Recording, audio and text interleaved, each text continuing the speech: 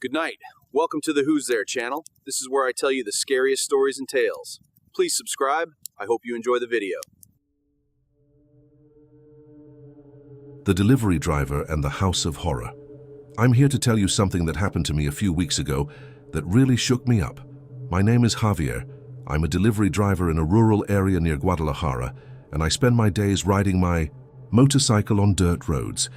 That day it was late afternoon, around 5 o'clock, and I picked up an order to deliver to a house way out in the middle of nowhere at the end of a pothole-filled dirt road. The place was too far away. It took me a while to get there, with the sun already going down. When I arrived, I saw a simple brick house with some dim lights on inside. It seemed normal, but something made me uneasy, I'm not sure what. I knocked on the door since there wasn't a doorbell and waited. The silence there was heavy. I could only hear the sound of wind in the surrounding trees. I wanted to make the delivery quickly and get back to town before dark. A guy opened the door after a little while, somewhat older, with a serious but polite face. He took the order, thanked me, and out of nowhere invited me to come in for a moment, saying he was going to get change for me. I hesitated, because I don't like entering customers' homes, but since it was a rural area and the guy seemed calm, I decided to go in. The living room was simple, old furniture, a worn-out sofa, and a smell of dampness in the air. While waiting, I looked at the walls and saw several photos hanging, like old portraits. But what chilled me to the bone was recognizing some faces there. They were other delivery drivers from the area, ones I knew had gone missing in recent months. My heart raced, because it made no sense for those photos to be in that house. I stayed quiet, but I already wanted to run out of there. The guy came back with the change but started saying strange things, asking if I liked working in that area, if I knew many people. I answered curtly, just wanting to leave because the feeling there was getting worse. I thanked him for the change and said I needed to go, that I had more deliveries. He just smiled in a weird way and said that was fine, that I could leave through the back door because it was a quicker way to the road. I thought it was a bit strange, but I went, wanting to get away from there fast. But when I reached the backyard, my motorcycle wasn't where I'd left it. I looked around and saw they had moved it near a circle of stones in the corner of the yard.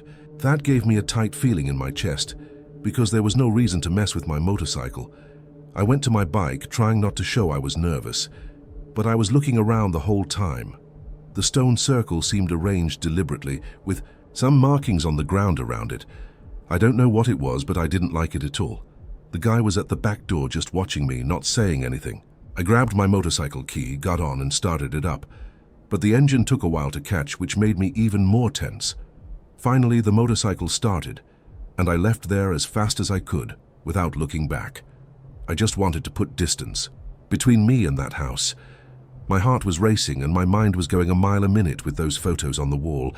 I couldn't stop thinking about what that meant. Reaching the main road, I stopped for a moment to calm down. I couldn't get the photos and the missing delivery drivers out of my head. I know at least 3 guys who disappeared in this region recently, and nobody knows what happened. Could it have something to do with that house and that circle of stones? What was it? I don't know, but I had a terrible feeling. I got home after dark, locked everything up, and couldn't sleep properly. I kept thinking I needed to do something, that I couldn't just let this go. Those photos wouldn't leave my mind, and I decided I was going to talk to the police. I didn't know if they would take me seriously, but I couldn't do nothing after what I'd seen the next day. I told my friend Luis, who also makes deliveries around here. He got worried and said he'd heard about strange things in that area, like people who enter certain houses and never come out again. He told me to go to the police, that it was better not to ignore it. I got even more scared because it seemed like it wasn't just in my head. I asked other colleagues, and one of them confirmed that one of the guys who disappeared had mentioned a house at the end of a dirt road before he vanished. My stomach knotted up, because that was exactly where I had been. I didn't know what to think, but I was starting to get paranoid. What if there was something very wrong with that house? I decided to act quickly. I went to the small police station in the village that same morning. I told the officer everything about the house, the photos of the missing delivery drivers, how they moved my motorcycle. He listened carefully, wrote down the address I gave him and said he would check it out, but that he needed more details. I showed him roughly where it was on my phone's map, because I didn't have the exact address. I talked about the colleagues who disappeared, gave the names I remembered, and he seemed to take it seriously. He said he would put together a team to take a look at the house, since there were other disappearance cases in the region. I felt relieved that they listened to me, but at the same time tense. What if they found something? What if they found nothing and I seemed crazy? I just knew I needed answers. After about 2 days, I received a call from the police station. The officer I spoke with said they went to the house and found disturbing things. He didn't give many details over the phone, but asked me to come in to provide more testimony. I arrived at the station with my heart in my throat, not knowing what to expect. There they told me they had searched the house and found human remains in the basement. From their initial investigation, they were from some missing persons, including delivery drivers from the area. I froze, not knowing what to say. They confirmed that the photos on the walls were of victims, like some kind of sick record keeping. The guy who had attended to me at the house wasn't there when they arrived, but they were looking for him. I was in shock, trying to process what I heard. The officer said I probably escaped something much worse, that I could have been another victim. They asked if I saw anything else that might help, like other details of the house or yard, and I told them about the stone circle. They noted everything down and said they were investigating if more people were involved. They asked me to stay available for more questions if needed. I left the station trembling, with a mixture of relief at being alive and horror at what they discovered. Those photos on the wall weren't lying, and thinking that I was so close to a similar fate gave me a weight in my chest. I couldn't stop imagining what happened to my colleagues. The nights after that were difficult. I started having nightmares, seeing those photos and imagining the basement of the house. I would wake up sweating with my heart racing, not knowing how to deal with this. I tried to avoid that region, but sometimes orders take me nearby and I get tense just thinking about that dirt road. I haven't told my family everything because I don't want to worry them, but I'm carrying this alone. Sometimes I think I should have done something earlier, like warned someone as soon as I saw the photos. I just know I haven't been at peace since that day. Something in that house was pure evil, and knowing what they found in the basement only makes the feeling worse. I don't know how to forget this. I was called back to the police station a few days later. They showed me photos of some objects found in the house to see if I recognized anything. I saw some things that were in the living room, like a wall clock, and confirmed they were from there. They said they were building a case that the homeowner was wanted and that there might be more victims. They also said the stone circle in the yard appeared to have been used for something, but they didn't explain what. I got a lump in my throat because it seemed like there was something even darker behind it all. I asked about my colleagues, if they had identified all the remains, but they wouldn't give many details. They just said they were contacting the families. I left there feeling even heavier. I'm avoiding talking to many people about this because I don't even know how to explain it. My sister noticed I'm acting strange and told me to rest more, but I didn't tell her what happened. How do you talk about something so horrible? I thought about going back to that police station to find out if they caught the guy, but at the same time I don't want to get more involved. What if he's still out there? What if there are other people with him? I don't know if I have the courage to get more involved, but I also can't stand just wondering. When I'm on the road, I look around, thinking someone is following me. I don't know anymore what's normal or paranoia. I just know I'm not living in peace. That house marked me in a way that I don't know if it will ever go away. There was a day when I picked up an order near that dirt road, and I almost refused it. But I needed the money, so I went with a heavy feeling in my chest. I passed far from the house, delivered quickly, and returned, but I swear I felt something strange, like I was being watched. I didn't see anyone, but I accelerated my motorcycle until I reached town. That night, the nightmare was worse, like I was seeing the guy from the house in front of me again. I woke up thinking I heard a noise outside, but there was nothing. I'm starting to think I won't have peace until I know they've caught whoever did this. But what if they never catch him? I don't know what's worse, the uncertainty or the fear that there's still danger. My routine is turning into hell. Before I enjoyed riding around, seeing the landscapes even if it was tiring. Now every delivery seems like a risk, especially in remote places. When I see an order for somewhere near that dirt road, my stomach turns, and I think 1,000 times before accepting it. The nightmares are more frequent, and sometimes it feels like there's a weight in the air, like something is wrong. I don't know if I'm going crazy, or if it's the trauma from all this. Something in that house was pure horror, and knowing about the remains in the basement makes me feel like I narrowly escaped. I want to forget, but how if my mind won't let me? I don't know what to do anymore to find peace. I thought about talking to a psychologist or someone who could help, because I'm not okay. But around here it's hard to find that, and I don't even know where to start. Plus, I'm afraid of reliving everything by talking about it. What if those memories become stronger? I don't know what that guy was capable of, but if he killed delivery drivers, it can't be good. I'm living one day at a time, trying not to lose my mind, but it's hard. I get tense on the road, thinking I'll see something or someone at any moment.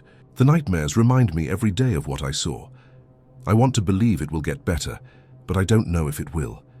I just want to stop feeling this fear all the time. I talked with an old friend who hears a lot of news from the region. He said, the police are investigating more remote houses because there might be other similar cases. I don't know if that relieves me or scares me more, because it seems like the problem is bigger than I thought. He suggested I stay out of it, let the police handle it, but I don't know if I can. Every day I wake up hoping it will be normal, but it's not. The feeling of danger doesn't go away, even knowing what they found in the basement. I don't know if I'm next or if I'm already safe. I don't know if you'll understand how much this affected me, or if you'll think I'm exaggerating, but I swear it's true. I really lived through this. I can't get the photos, the stone circle out, of my head, and now knowing about the remains in the basement has made it even worse. Maybe I'll never understand why that guy did this, or how he chose who to take. Maybe my colleagues suffered a lot before the end. I don't know what comes next, but I'm worried. The midnight call. I've been working as a pizza delivery driver in Tijuana for almost 2 years. It's not my dream job, but it pays the bills while I finish my engineering studies. I know practically every street, every alley, and every shortcut in this city. I've delivered to luxurious mansions in the tourist zone and to makeshift shacks on the hills. I thought nothing could surprise me in this job anymore until that Wednesday night. It was almost midnight, and I was about to end my shift when the pizzeria's phone rang. We usually don't accept orders this late, but Mr. Gonzalez, the owner of the establishment, has a hard time turning away customers. He answered and wrote down the order, a large pepperoni pizza for Mirador Street, number 73, in the old neighborhood. I knew the area, but I didn't specifically remember that house. Mr. Gonzalez handed me the pizza and the address, and I left for my last delivery of the night. The old neighborhood of Tijuana has a peculiar charm during the day with its colorful houses and traditional architecture. At night, however, the narrow and poorly lit streets take on a different aspect. As I drove my motorcycle through those deserted streets, I felt the cold night air hitting my face. I found Mirador Street without difficulty and began looking for number 73. The houses there were old, many of them built at the beginning of the last century, with facades worn by time and small front yards surrounded by iron fences. When I finally located number 73, I noticed something strange. Unlike the other houses on the street, this one seemed completely abandoned. The faded blue paint was peeling from the walls, the windows were covered with wooden boards, and the small front yard was overgrown with tall weeds. The iron gate was ajar, swinging slightly with the night breeze. I checked the address on the paper again, Mirador Street 73. There was no mistake. As I hesitated in front of the gate, a lady passing by on the sidewalk stopped and observed me. "Are you delivering something to this house, young man?" she asked, adjusting her shawl over her shoulders. I explained that I had a pizza delivery for that address. She shook her head negatively. Nobody has lived in that house for a long time. Mr. Ortega, who was the owner, passed away more than a year ago. The house has been empty since then. I was confused by the information, but maintained my composure.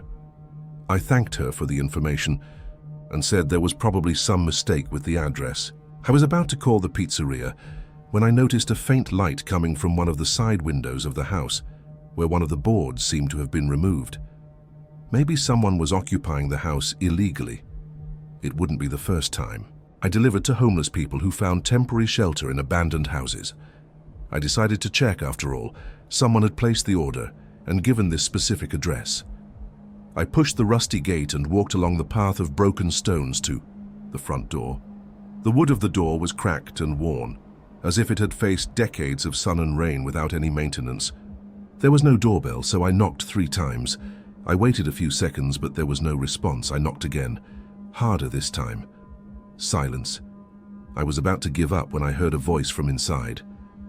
"Leave the pizza on the porch and go away. The money is under the flower pot." The voice was low and a bit hoarse. I looked around and saw an old broken ceramic pot next to the door. I lifted it, and to my surprise there was a folded 500 peso bill underneath, more than enough to pay for the pizza and a good tip. I placed the pizza box on the porch, took the money, and stepped back a few paces. "Thank you for your order. Have a good night," I said, more out of habit than anything else. There was no response, just silence. As I walked back to my motorcycle, I looked over my shoulder. The pizza box remained where I had left it, untouched. I started my motorcycle and left, with a strange feeling that I couldn't explain. On the way back to the pizzeria, I passed by the lady again, who was now sitting on a park bench. She looked at me with an expression that mixed pity and concern. When I returned to the pizzeria, I told Mr. Gonzalez about the abandoned house and the strange delivery. He frowned, confused, and checked the phone number he had written down. It was a local number, nothing strange. "Maybe the lady was mistaken," he suggested, putting the money in the cash register. "Or maybe someone recently moved into the house." I agreed without much conviction and ended my shift, trying to forget the incident.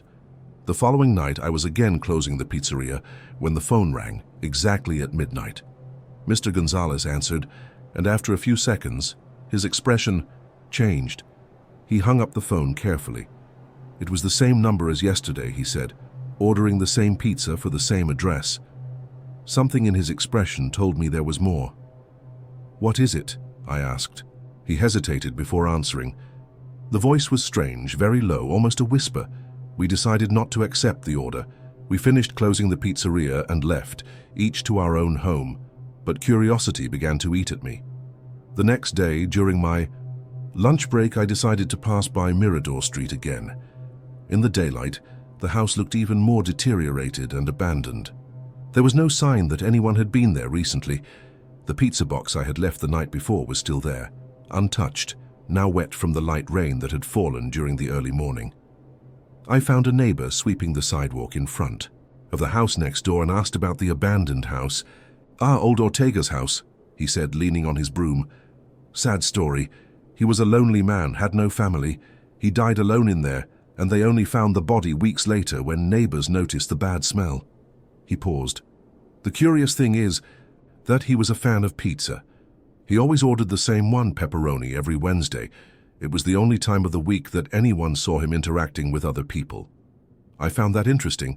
I asked if anyone had moved into the house recently. The man shook his head. "Impossible. The house has been condemned by the city. The structure is compromised. It could collapse at any moment. Besides, there's a problem with the documentation. Since Ortega had no heirs, the house is in a legal limbo." He moved a bit closer. "Sometimes I see a faint light in there at night. It must be some homeless person who found a way to get in." I thanked him for the information and returned to the pizzeria, thoughtful. That night, exactly at midnight, the phone rang again. Mr. Gonzalez looked at me, hesitant. We decided to answer and put it on speakerphone. The voice on the other end was low. "Large pepperoni pizza, Mirador Street 73, please don't be late." Before we could respond, the call dropped. Mr. Gonzalez checked the caller ID. It was the same number from the previous nights. The next day, Mr. Gonzalez called the phone company. The response we received only increased the mystery. The number from which the calls were coming wasn't registered in their system. There wasn't a cell phone number or a landline assigned to any address in Tijuana. The phone company representative seemed confused and even a bit irritated, as if we were playing some kind of prank. "That number doesn't exist in our system." He insisted. It's impossible to receive calls from a number that isn't registered. When Mr. Gonzalez mentioned that we had already received 3 calls from this same number, always at midnight, the representative suggested that it might be some kind of caller ID malfunction or someone using technology to mask the real number. We decided to call the police. The officer who took our call didn't seem very interested at first, but when we mentioned the abandoned house and the owner's death a year ago, he agreed to send a patrol car to check the place. That same afternoon, 2 police officers went to the house on Mirador Street 73. I accompanied them, along with Mr. Gonzalez. The officers entered the house after forcing the door, which was locked from the inside. They conducted a complete search, from the basement to the attic. The house was exactly as it appeared from the outside, abandoned, full of dust and cobwebs. There were no signs that anyone was living there. In the living room, we found the old telephone I had seen, but when one of the officers checked it, he discovered that the wire was cut and the device hadn't worked for a long time. "There's nobody here," concluded one of the officers, "and there's definitely no way to make calls from this phone." They suggested that we were probably victims of some kind of prank. Maybe some teenager in the neighborhood who discovered a way to manipulate the caller ID. We thanked them for their help and left, more confused than before. That night, exactly at midnight, the phone rang again. Mr. Gonzalez answered, putting it on speakerphone. The same low, hoarse voice. "Large pepperoni. Pizza. Mirador Street 73, please don't be late." Mr. Gonzalez looked at me, nervous. "I'm sorry, sir, but we can't make deliveries to that address," he replied. There was a long silence, and then the voice said, with a tone of deep sadness, "I understand. I'll keep waiting." The call ended. In the weeks that followed, the phone continued to ring every Wednesday at midnight. Always the same non-existent number, always the same order.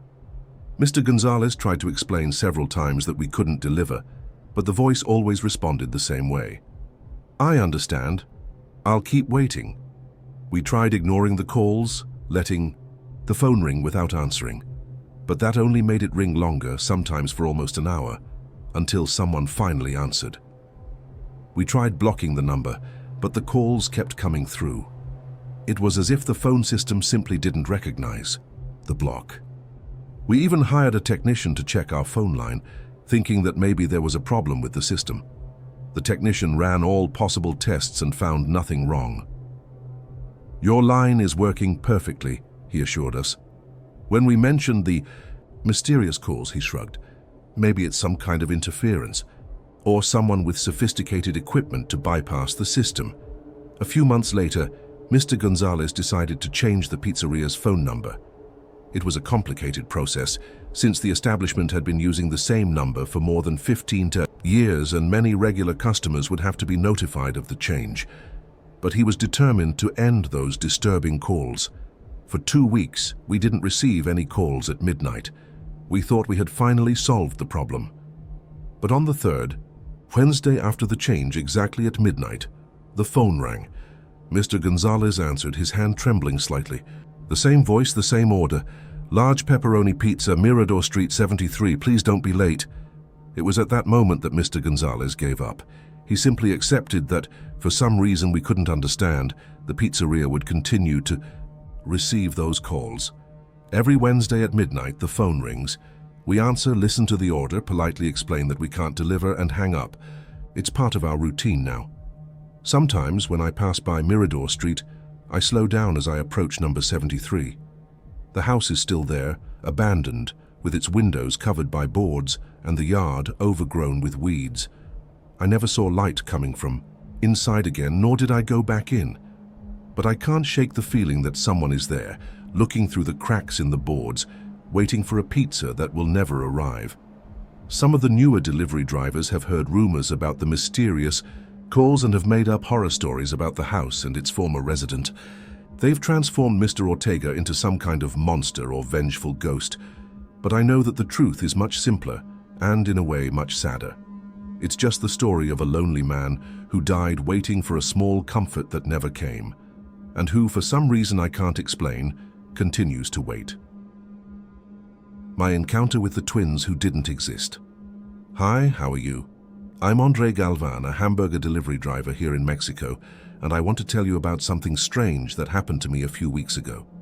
I was making my deliveries at night, around 8 o'clock, when I picked up an order for a neighborhood I didn't know very well. It was a somewhat deserted street, with old houses and poor lighting. I arrived at a 2-story house with worn paint and rang the doorbell. While waiting, I looked through the window and saw a little girl about 6 years old playing in the living room.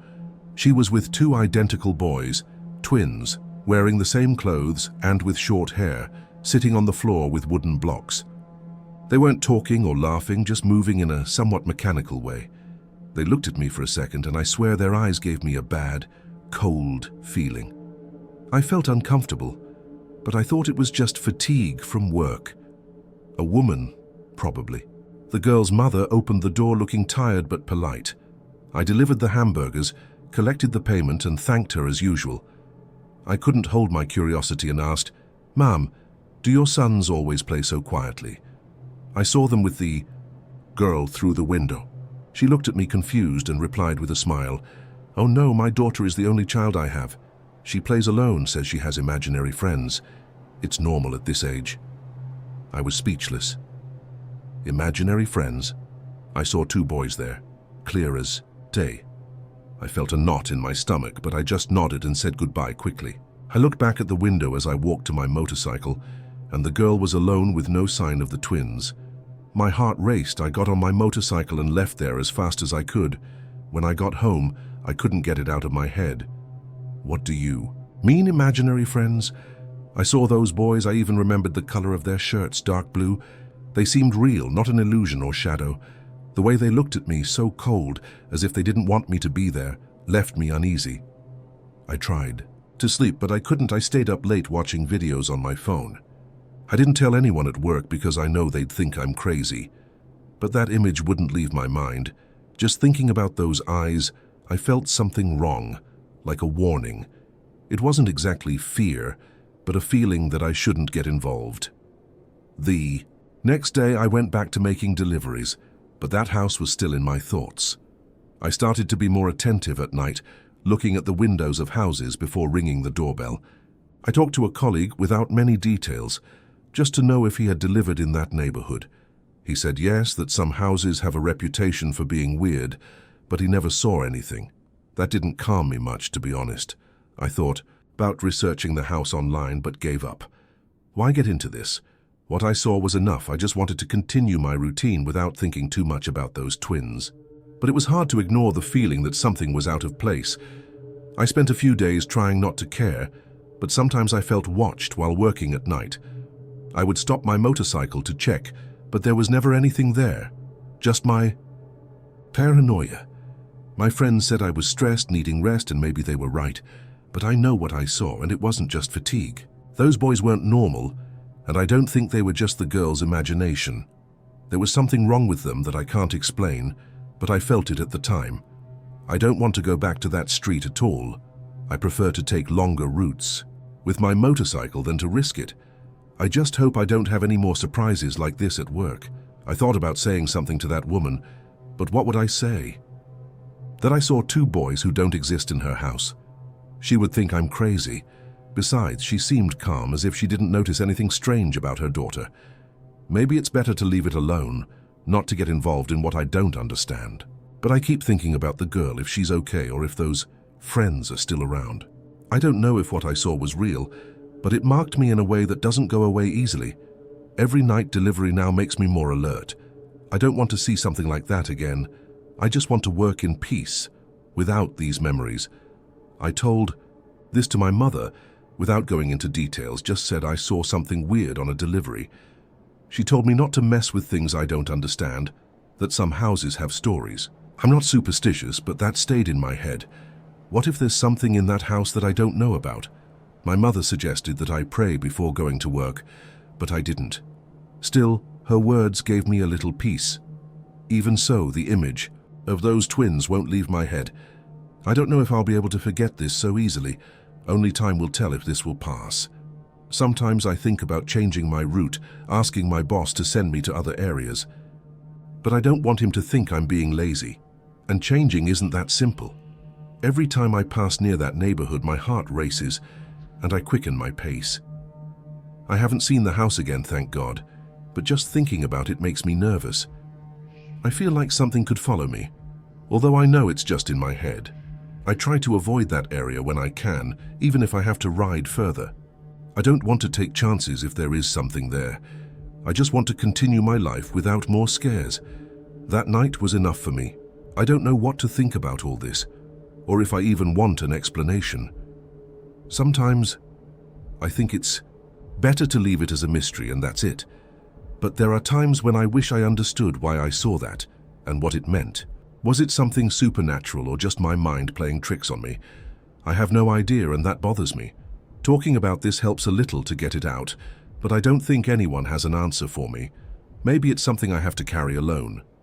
I just hope I don't go through this again, because I don't know if I could handle it. For now, I continue with my work, trying not to think too much about that house. I don't know if anyone has experienced something similar in that neighborhood or in that house. Maybe there's a similar story out there, but I don't know if I want to hear it. I've had enough with what I experienced. I just want to work and be at peace, although I don't know if I'll be 100% at peace after this. The look of those twins, if they were twins, won't leave my head. I don't know what they were or why I saw them. I also don't know if I'll see something like that again.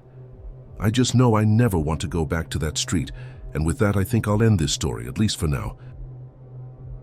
The last delivery of the night. Hi, how are you? My name is Lucia Ramirez. I'm a nurse and I do a side job as a medication delivery driver here in Monterrey. I want to tell you about something that happened to me a few days ago on my last delivery of the night, which left my mind racing. I was exhausted, having already worked my shift at the hospital and still picked up some deliveries to supplement my income. It was around 10 at night, and I just wanted to finish quickly so I could go home and rest. I received an order to deliver some medications to an address in a more remote area, one of those quiet streets with simple houses and little movement. I took the package, put it in my motorcycle's storage compartment, and went, following the GPS without thinking much about it. I arrived at a single-story house with a somewhat worn facade and a dim light on the porch. There was an iron mailbox near the door, somewhat rusty, but it seemed normal. I rang the doorbell and waited, but no one answered, no sign of movement inside the house. I stood there for a few minutes, rang again, knocked on the door, but nothing. It seemed like no one was there. I was almost giving up when my cell phone vibrated with a text message from the client. It said, "Please leave the package in the mailbox. I can't answer right now." I thought it was strange because people usually notify beforehand, but fine, I just had to leave it there and go.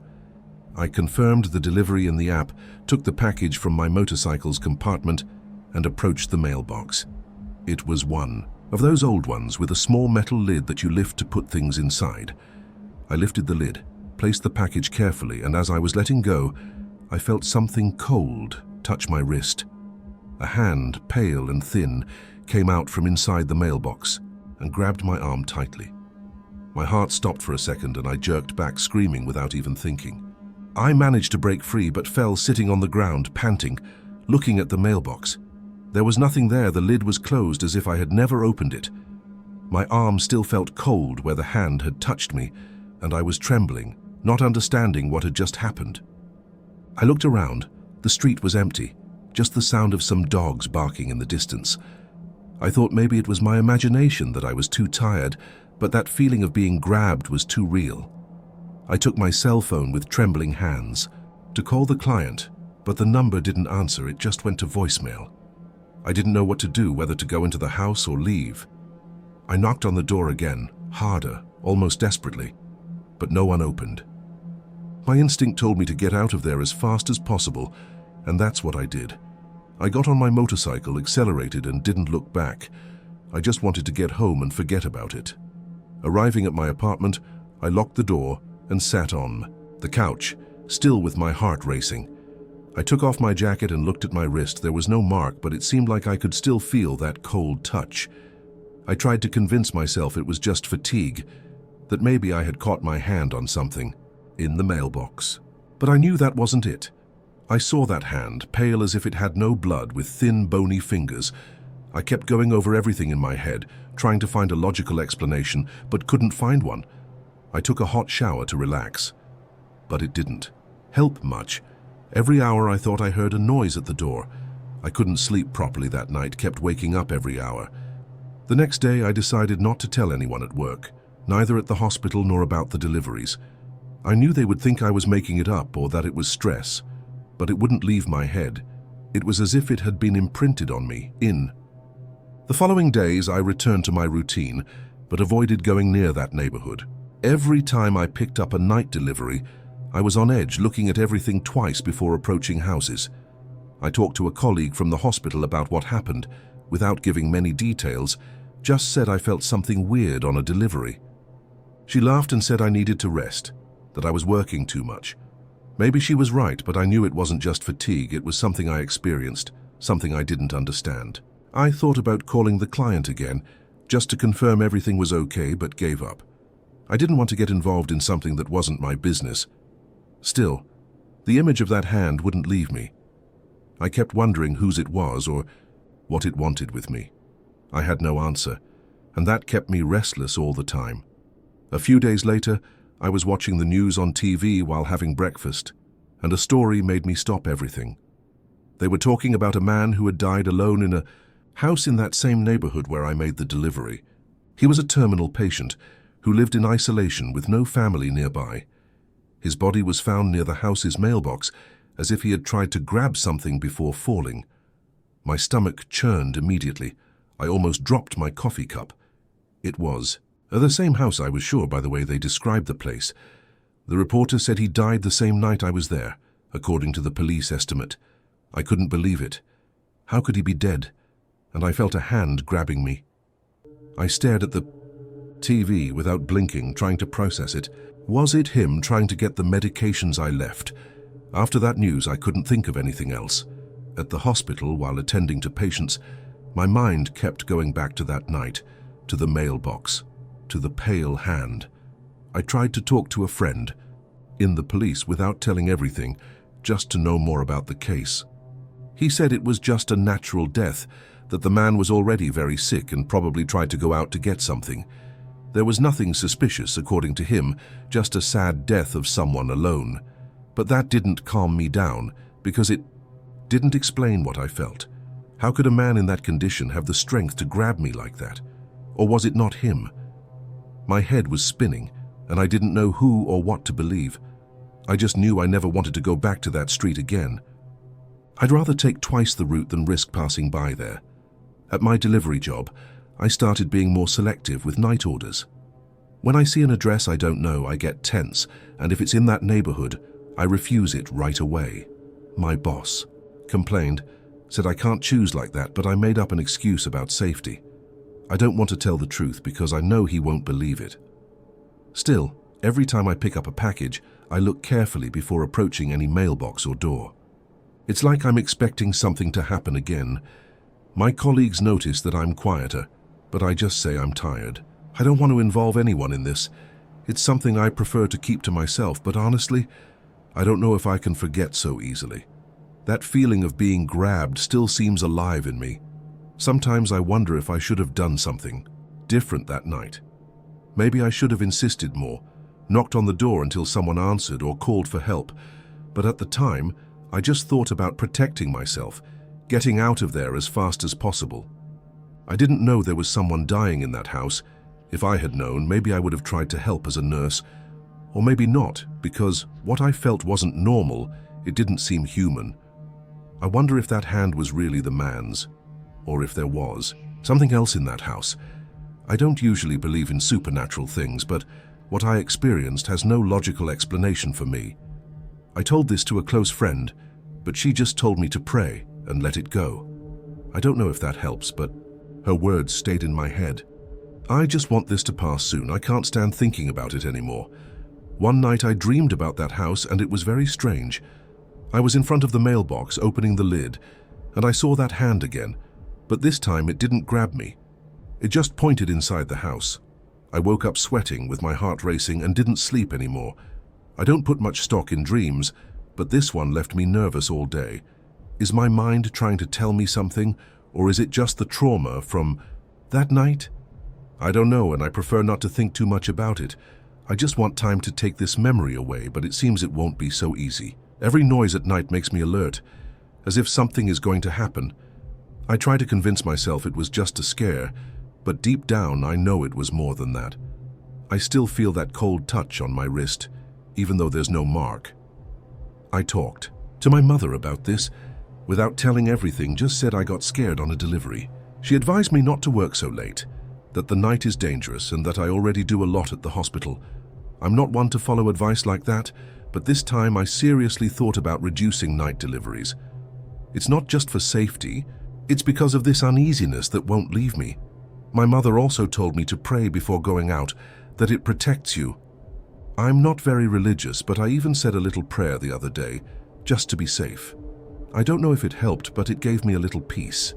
Still, the image of that hand won't leave my mind. I don't know if I can work at night without thinking about it. Maybe I need more time to get over it. I thought about going to the police station or talking to someone from social services about that house. Maybe there's something more I don't know or someone needs help there. But then I remember it's not my responsibility and I don't want to get more involved either. What if I go there and something happens again? No, I prefer to stay away, even if that leaves me with a guilty conscience. I know I'm a nurse, that my job is to help, but this time I can't. What I experienced that night marked me in a way I didn't expect. I don't tell the other delivery drivers because I don't want them to think I'm crazy. I just keep it to myself, hoping time will erase it a bit.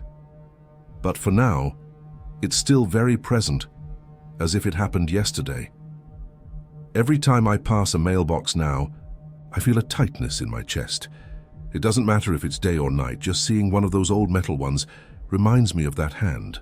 I try to distract myself, listen to music while riding my motorcycle, but it doesn't help much. My friends say I seem distracted, and I just say I have a lot of work. I don't want to explain what's happening because I don't even understand it well myself. I just know I don't want to go back to that neighborhood, not even by mistake. If the GPS sends me that way, I turn around, even if I have to explain it to my boss. I don't want to take chances, not after what I felt. I just want to continue with my life, working at the hospital and making deliveries without more surprises. But that night still weighs on me, and I don't know when it will stop. At the hospital, sometimes I attend to terminal patients, and now I find myself thinking about that man. Was he suffering so much that he tried to grab the medications in his last moment? Or was it not him who grabbed me? These questions don't leave my head, and I have no way to answer them. I try to focus on my work, taking care of those who need it. But that delivery marked me. I don't usually believe in ghosts or things like that, but what I experienced doesn't seem normal. Maybe I'll never know what really happened in that house. I just know I don't want to go through something like that again. I try to convince myself it was just a scare, but deep down, I feel it was more. I still carry this uneasiness with me, like a weight that won't go away. A colleague from the hospital noticed that I've been quieter and asked if everything was okay. I just said I had a difficult day without going into details. I don't want to worry anyone, and I also don't think they'll understand. She insisted, said I seemed upset, but I changed the subject. It's not something I want to share with just anyone, it's too personal. Maybe someday I'll tell everything, but for now I prefer to keep it to myself. I just want to return to my routine without this feeling that something is out of place. My shifts at the hospital are heavy, and the deliveries are just extra. But now I'm thinking about stopping them. I don't know if it's worth the risk for a little money. That night changed something in me, even if I don't admit it to everyone. Thought about permanently changing my route, or even stopping deliveries altogether. But it's not that simple. I need the money, and changing like that requires planning. My boss wouldn't like it if I asked to do only daytime deliveries, but I'm considering talking to him. Every time I think about that neighborhood, I feel it's not worth continuing with this. Maybe I'm overreacting, but I prefer to be cautious. I don't know if I'll tell the truth to justify a change or just make something up. For now, I avoid those more remote areas as much as possible, even if I have to ride further. I don't want to take chances if there's still something out there.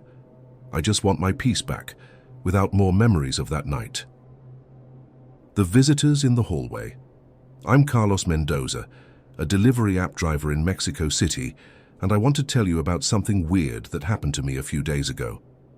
I was making deliveries in the late afternoon, around 7 o'clock, when I picked up an order for an old apartment building downtown.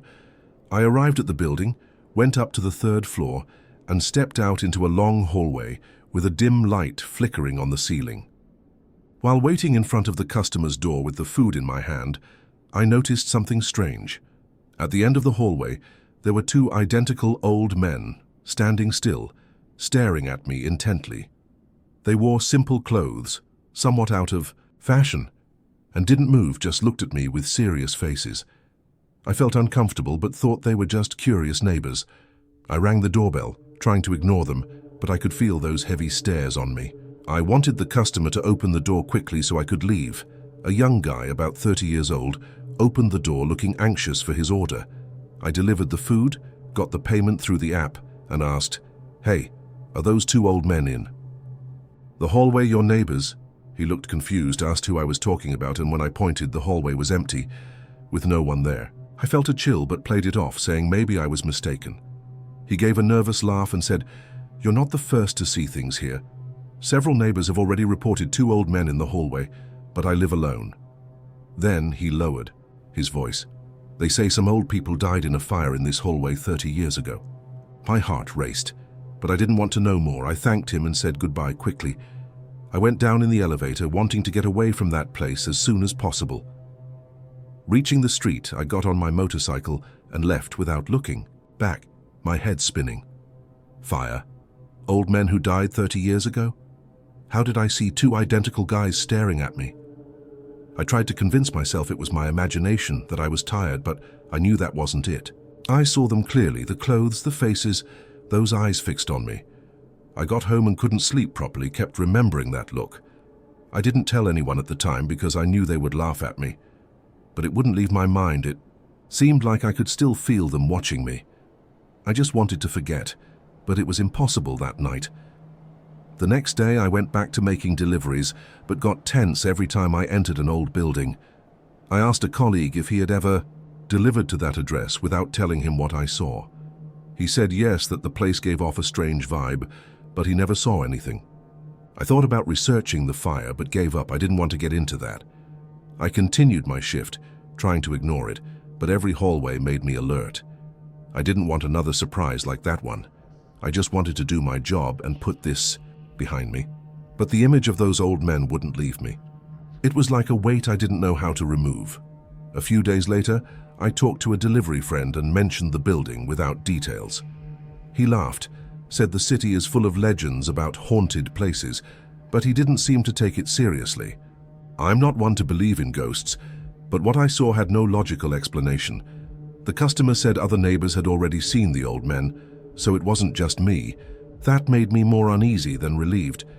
I decided that if the app sends me there again, I'll refuse the order. I'd rather lose some money than risk seeing something again. I don't know if I'm overreacting, but I don't want to feel that sensation again. I just want to work without thinking about that hallway. Sometimes I feel watched while working at night, as if something is nearby. I know it's paranoia. I look around and there's nothing, but the feeling doesn't go away. My friends say I'm stressed, that I need to rest, and maybe they're right. But I know it wasn't just fatigue. Those old men didn't seem normal. There was something wrong, a discomfort I felt at the time, as if I was invading something. I don't want to go back to that building, not even as a joke. Just thinking about that hallway makes me tense.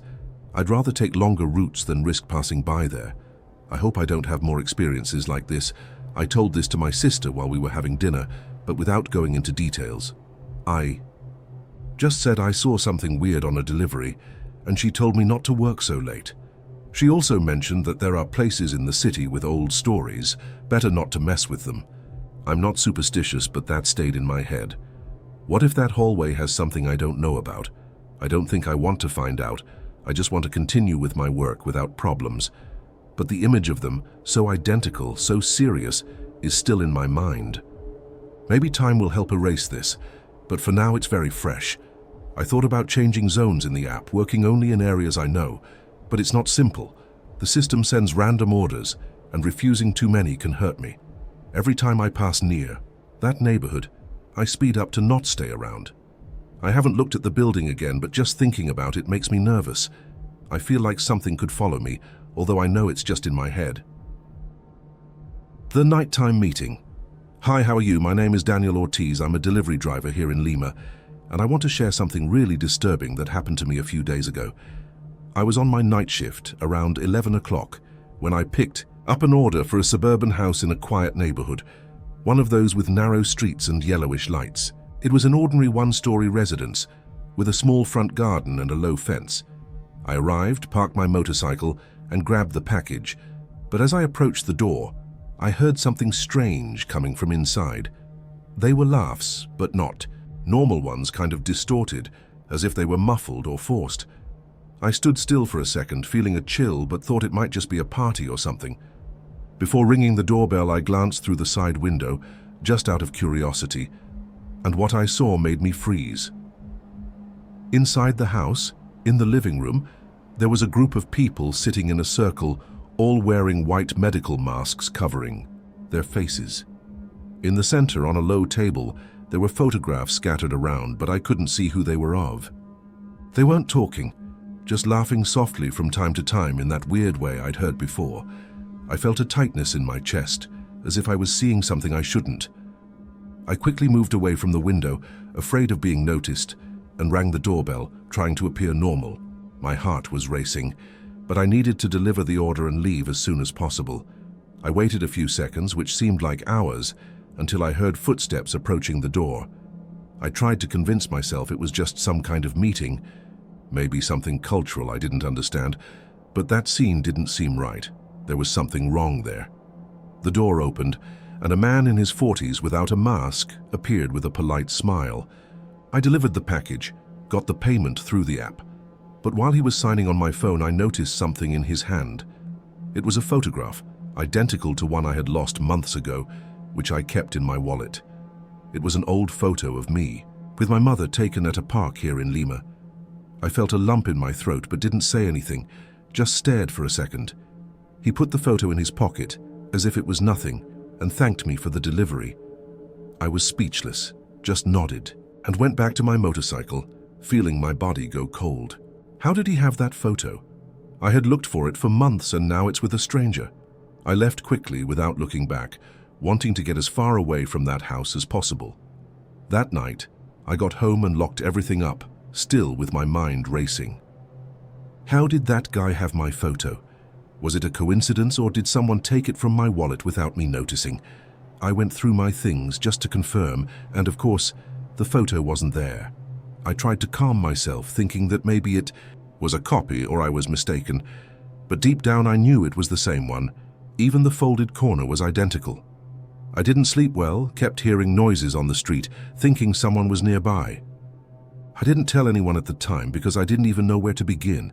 Those masks, the laughs, and now my photo in his hand. It was too much to process. I just wanted to forget, but it seemed impossible.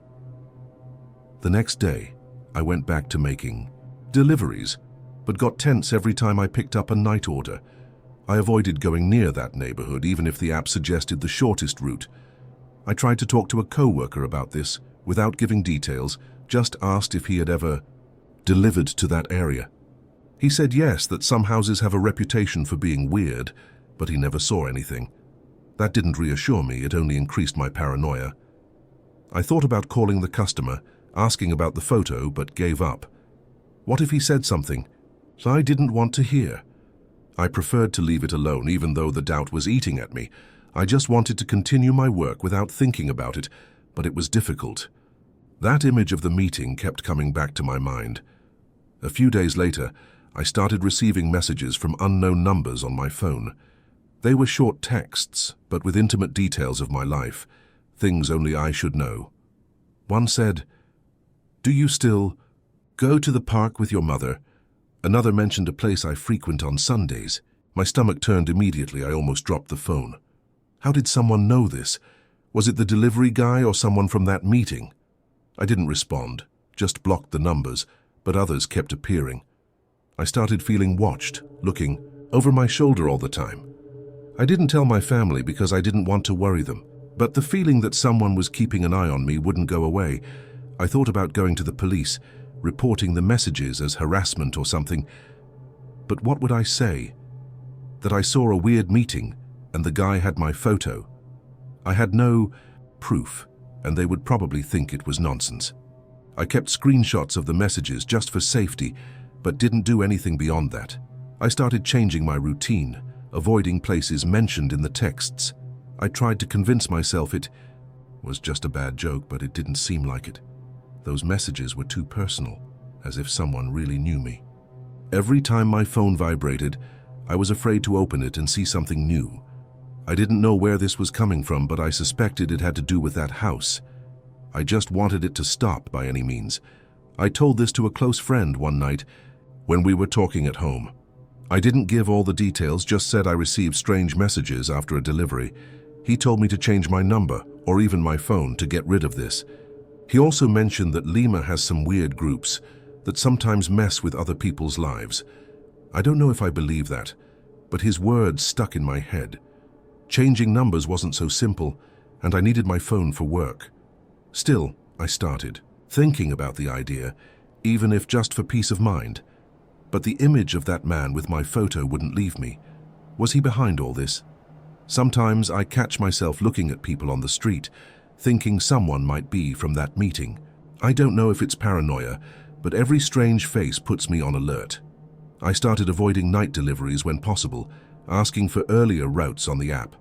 My boss complained, said I can't choose like that, but I made up an excuse about safety. I don't want to tell the truth because I know he won't believe me, or he'll laugh at me. I just want to work without this feeling that someone knows everything about me.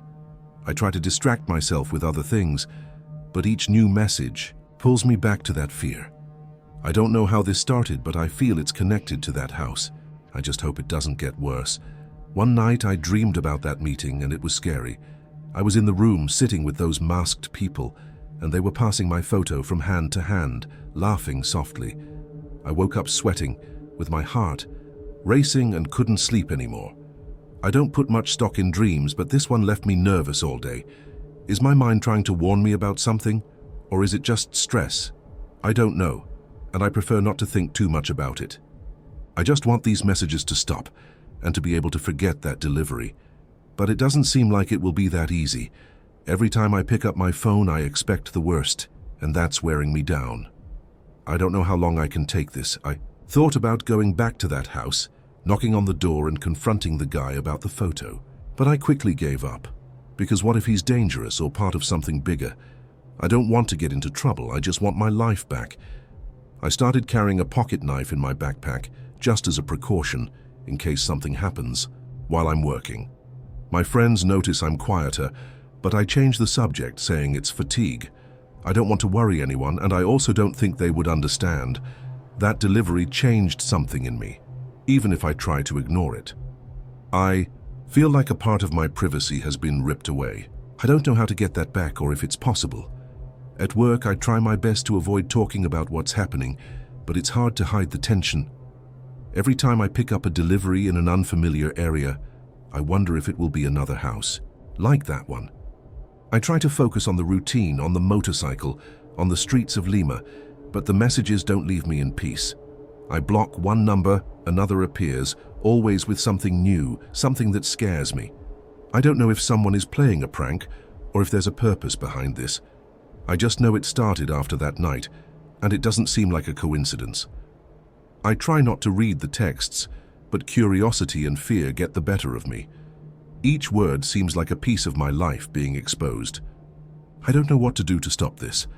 I don't know what that meeting was or why they had my photo.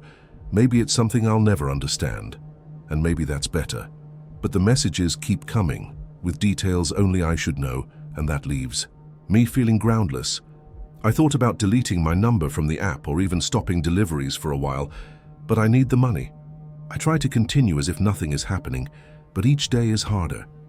I don't know if I'll ever discover who's behind this, or why they chose me specifically. I just know I don't feel safe anymore, neither on the street nor at home. It's like someone is always one step ahead, knowing everything. Maybe I'll have to learn to live with this. I leave this as something I can't resolve, at least for now. But every time my phone rings or I receive an alert, I feel a chill down my spine, thinking it's another message. I don't know if this will stop or if it will get worse over time. Maybe I should ignore it, pretend it doesn't exist, but I can't. I feel like I've lost a piece of my freedom, as if someone marked me that night. I don't know if I'll regain my peace of mind or if this is permanent. I just know that since that delivery, I'm not the same anymore. Maybe I'll discover something in the future or maybe not. For now, I continue carrying this weight, waiting for the next text to arrive. The Forbidden Floor. Hi, how are you? My name is Sofia Mendez. I work as a delivery driver here in Quito, and I want to tell you about something really weird that happened to me a few weeks ago. I was on my afternoon shift around 4 o'clock, riding my motorcycle through the downtown streets, when the app sent me to a residential building in a quiet neighborhood. It was one of those old buildings, 4 stories tall, with peeling paint and an iron gate at the entrance that creaks when it opens.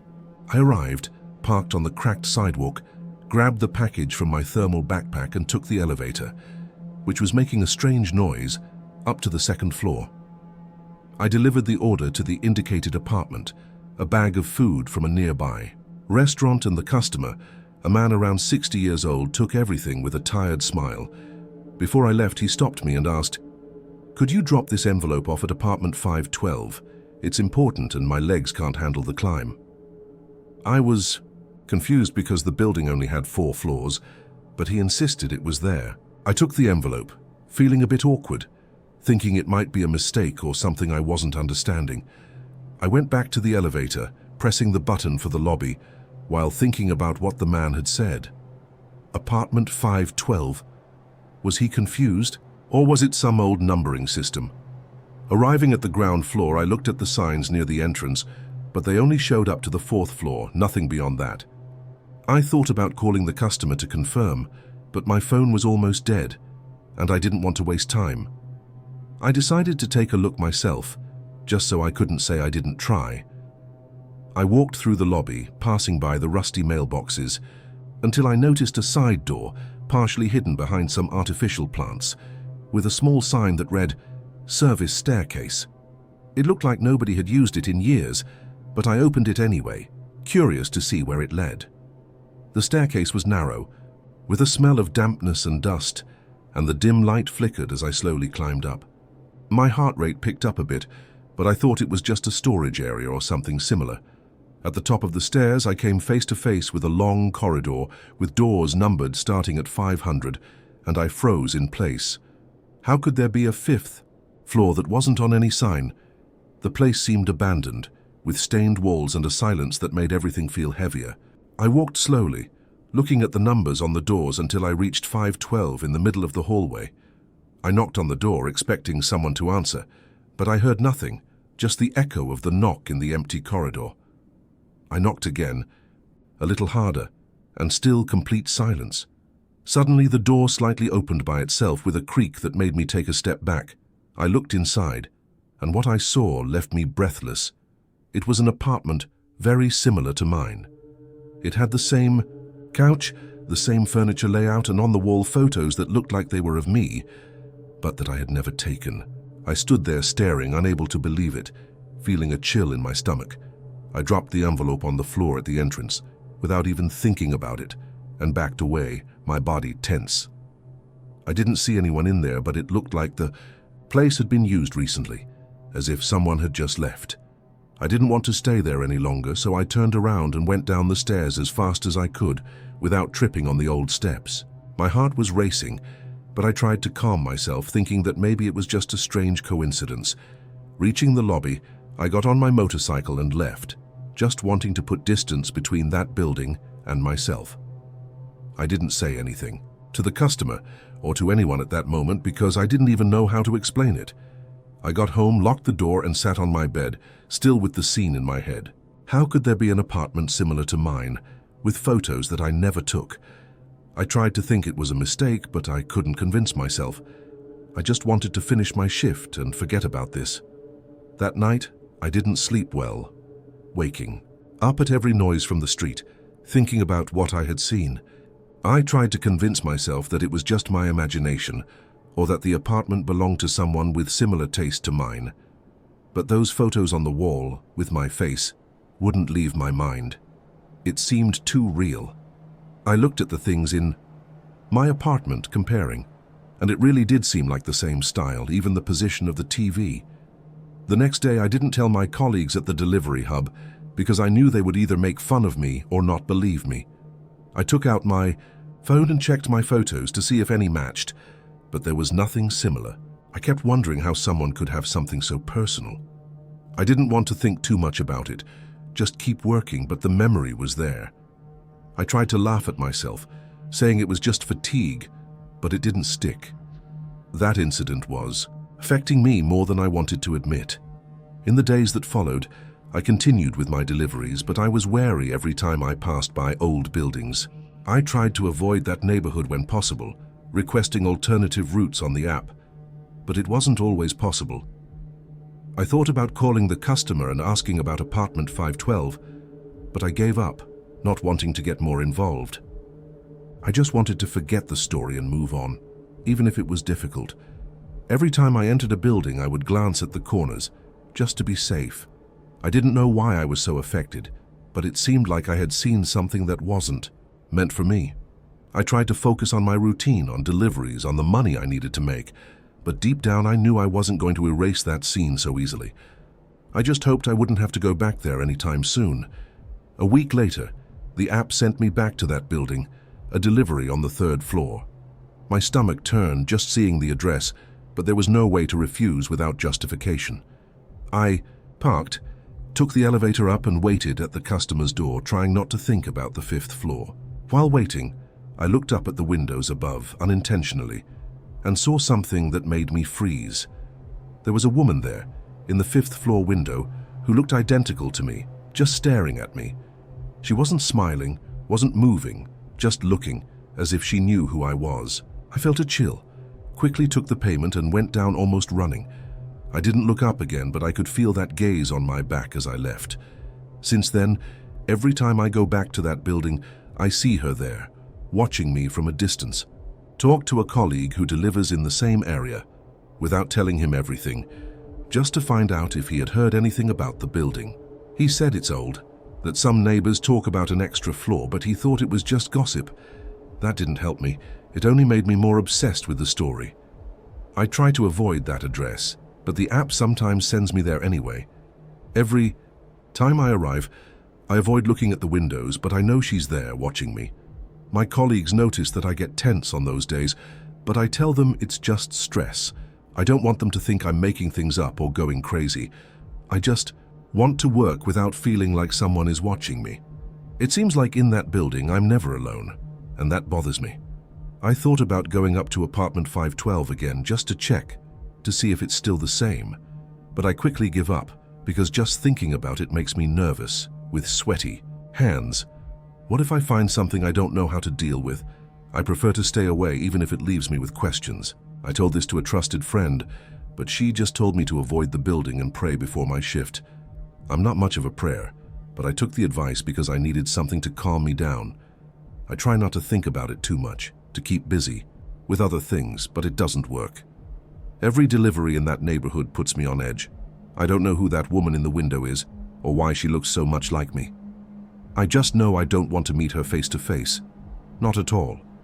I thought about asking the app to change my delivery area to work only in other neighborhoods of Quito, but it's not that simple. The system sends random orders, and rejecting too many can mess up my rating. I try to avoid the building when possible, but sometimes there's no choice, and there I am again. Every time I pass through the gate, I feel my heart race, and I hold myself back from looking at the windows. It feels like something is calling me to look, but I fight against it. My friends say I seem distracted lately, and I blame it on the fatigue from deliveries. I don't want to tell them what I saw. I don't think they'll understand. I just want my peace of mind back without feeling like I'm being followed. That afternoon on the 5th floor is still in my head, like a weight. I don't know what that apartment was, or why it had photos that looked like me. Maybe it's something I'll never understand, and maybe it's better not to try. But there are times when I find myself wondering how those images got there and what they mean. I don't want answers, but curiosity sometimes presses, even though I fight against it. I try to follow my routine, make deliveries, pay my bills, but it's not so easy. Every time I get an old building on the app, I feel a silly fear. I don't believe in strange things, but that didn't seem normal. I just hope that as the days pass, this will become just a weird story. For now, it's still in my head like something I can't ignore. I'm leaving this as something I won't mess with anymore, at least for now. But every time I pass by that building, I know she's up there, in the 5th floor window, watching me. I don't know if I'll ever stop seeing her, or if it will always be like this when I pass by. Maybe I should really change areas, even if just for a while, just to breathe. I keep trying not to care, but it's like something in that window knows me in a way I don't understand. I don't know what to do with this feeling, and maybe I never will. I just know I don't feel as comfortable in some places anymore. Maybe it's just my imagination. Maybe not. Only time will tell if this disappears from my mind.